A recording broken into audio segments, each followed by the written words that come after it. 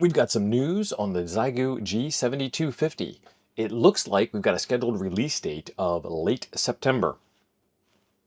Don't hold me to it, just what I'm hearing through the grapevine here. Late September is when it's going to come out. This might be the fastest announcement to production time yet. I think we're still waiting on some radios from some big players that have been announced earlier that haven't been delivered yet.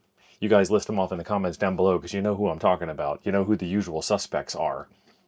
What we've got today is some imagery, which is not just computer generated imagery anymore. This is actually what the radio really looks like. I'm going to show you the picture, walk your way through it, and then from there, I'm going to show you some videos of the radio actually doing some receiver stuff to show that the picture that I'm showing is actually the radio.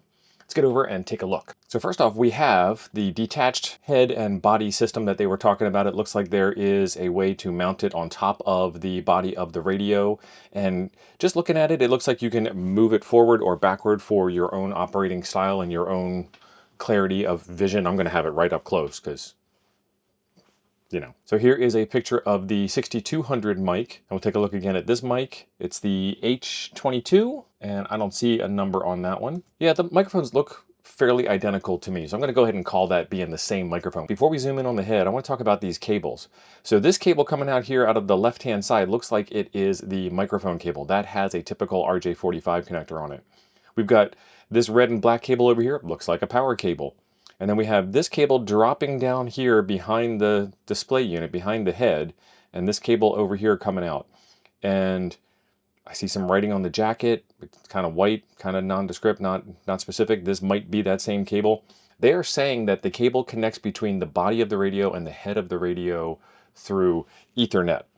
They do not say that you can route it through the internet or anything along those lines. I wonder if they're just confusing terminology between Ethernet and Cat5 or an 8-conductor cable with RJ45 ends on it or something along those lines. Is it true IP, Internet Protocol, or is it just we're going to use this cable like a lot of other people do? Like they're using the RJ45 connector end cable for the microphone as an example. Is it just a data cable that doesn't have a known workable protocol, or is it a special thing?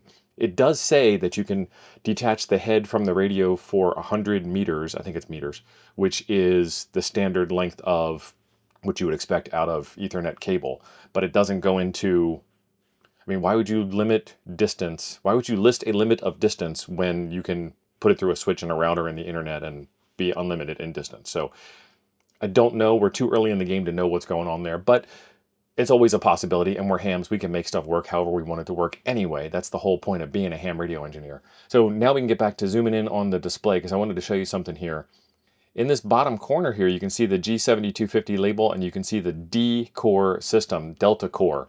Xiegu has a variety of radios that have a variety of cores and some that don't have cores listed. So the Delta core is their newest direct down conversion, direct up conversion, direct RF sampling radio system. Before the Delta core was the Golf core, the G core. And you can find the G core on the G1M, the G90, and the G106. So this is the 6200 here, and you can see it says D core, Delta core on the top, and this is the G106 here, and you can see that it says G core on the top, and these are different internal construction radios. The X6100 doesn't say which core it's using, the 5105 doesn't say which core that it's using, but just to give you an example of what we're working with here, if you happen to like the way the RF sounds or the RF works coming out of the 6200, then you'll probably like this radio. If you like the way it sounds coming out of the G90 or the G106, then it's going to be a different experience for you. Now we've got the Delta core system explained. It does say S800M on top here. And so it looks like what they've done is they've separated the physical control surface, the buttons, the knobs and things, and the display surface and the speaker and the microphone interface from the body of the radio. And this is how they can get that 100 watts. So they've taken their system that they've evolved over the years from the G90 into the 6100, into the 6200, and now it is inside of this system. And the G-SOC came along the way. I think we can all agree about, you know, the G-SOC should be swept under the rug and just forgotten about kind of thing. Good idea, bad implementation. If we look at this, I can see up top here, it does not have the band planned information, but we are also in this picture on 17 megahertz, which is not inside of a ham band. So I can't 100% discount that it's going to be missing. I can see twin bandpass filters, I can see a mode, I can see split, tuner, squelch, notch, noise reduction, noise blanker. I see Bluetooth. I see what looks like wired networking here in this symbol. I see this looks like it's kind of an SD card kind of thing. 13.5 volts, frequency ST. Not sure what that is, but that is pointing at the MFK knob, the multifunction knob, which probably means that as you adjust the MFK knob, you're adjusting this. And that's kind of reminiscent of the ICOM style of interface. Once you set whatever this thing is, then that's what this knob becomes. And Xiegu has done that for a while, but traditionally it's been put over here on the left-hand side of the screen. You can see an A VFO and a B VFO, so you can work, you know, two different VFOs on that, or you can work split through the split. And you guys know what split is. And if you don't, we'll talk about that in the comments. I see antenna 1. Now this is interesting. Does that mean that there's an antenna 2? Does that mean that they put it in the software and haven't put it in the hardware yet? We'll find out when we finally get to see a picture of the rear end of the radio. Preamp, attenuator, AGC, Vox, comp, compressor, I guess. What do we have for knobs? We've got filter adjusting knob dedicated. We've got MFK, multifunction knob. We've got microphone and speed. So it looks like you might be able to change your key speed while you're in the middle of a QSO, and that's also your power button.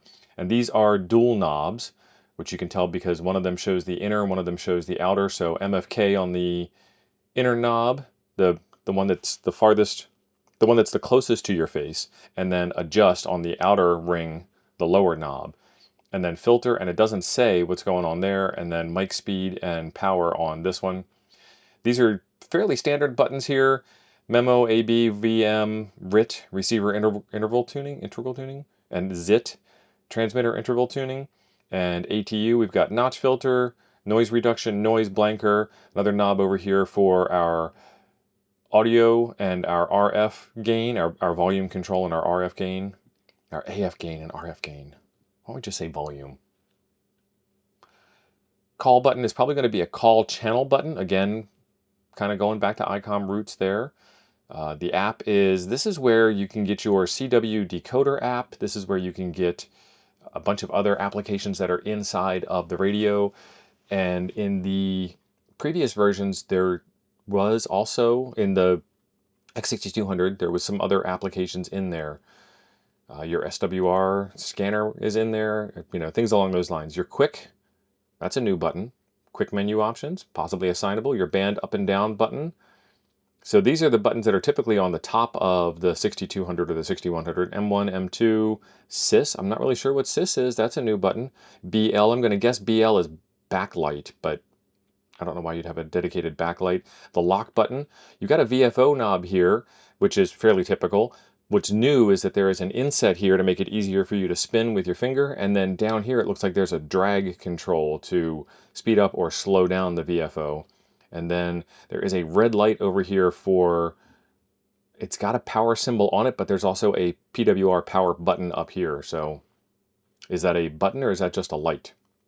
And if we look down at the radio body, it just looks pretty. It's going to sit off in the corner and look like it's kind of impressive, but until we see the rear end of it, who knows? So the radio in action, folks.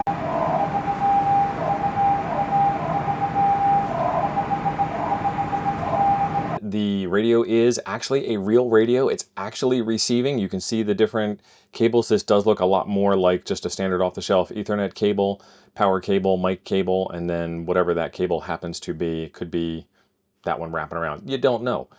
So we've got the tuner engaged. We've got CW mode. We're on 30 megahertz. We're on 30 meters, 10 megahertz. And we are doing the thing.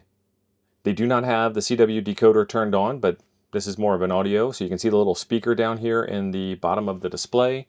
I've got a AM radio demo, and this one actually sounds really good. And hockey somehow combined hockey with everything. Yeah, everything has hockey elements in it. You held what looks like. All right, so that's what the AM radio sounds like on this device.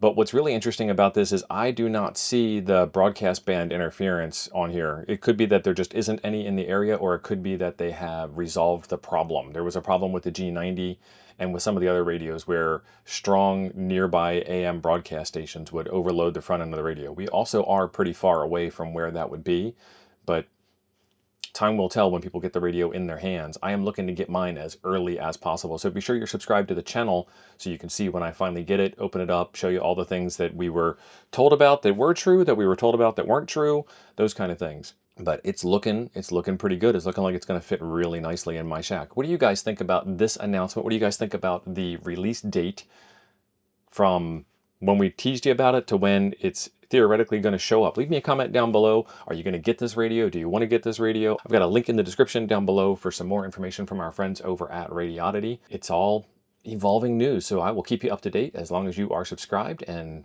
part of the newsletter. You'll see it come out in the newsletter as well. And if you want to see my first video where I talked about this radio when we first found out about it on the very first day of its announcement, I've got that one linked for you right over here. Thanks for being awesome. I'll see you over there.